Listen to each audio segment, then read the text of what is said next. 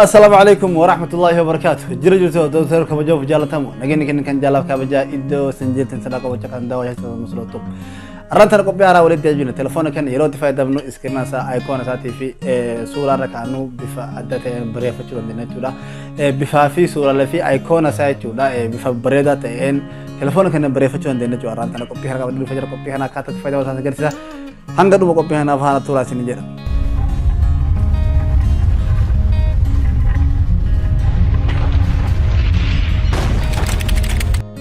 ولد مجرى ما أنتنا كلتين تلفونك إننا صو والجراو لسنا نبنا يرو بني ربع تلفونك كنا قد كمنا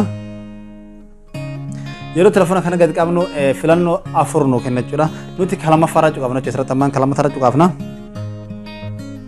أسرة تمون بيا قبضان إنترنت كابتشون دير كام هجر إنترنت ولا يوتكن دلقو إنترنت كابتشون دير كام تاه هنگا سينماس أوبسانه كتني حالكان نوباس يوه كان نوباس أمان تنا asirrattis filannoo sadii nuuf kenna jechuudha.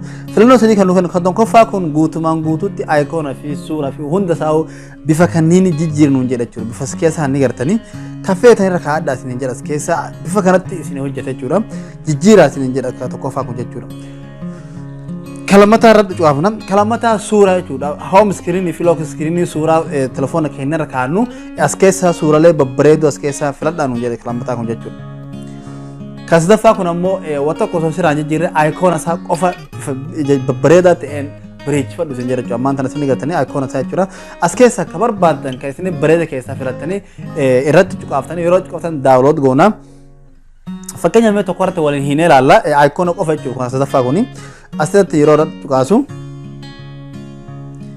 kallattii man daawulood hin abaasa jechuudha. Ka daawulood hin abaasu daawulood irratti hin cuqaasa. Wanti keessa hangin daawulood ta'uu obsaan eeggatan jechuudha. Hangin daawulood ta'uu ni eeggatanii. Wanti qoodhaa akka malee xiqqaadha.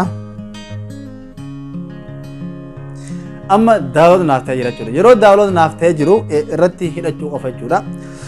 Abbalaa yeroo jedhuun kallattiin irrannaa hidhamee jira jechuudha. Ayikoonni telefoona kiyyaa osoo wanni biraan irraan jijjiiramin ayikoonni qofti bifa naa jijjiiramee jira jechuudha. Ammaan tana yoo ilaalu kunoo bifa kanaan naa bareedee jira jechuudha.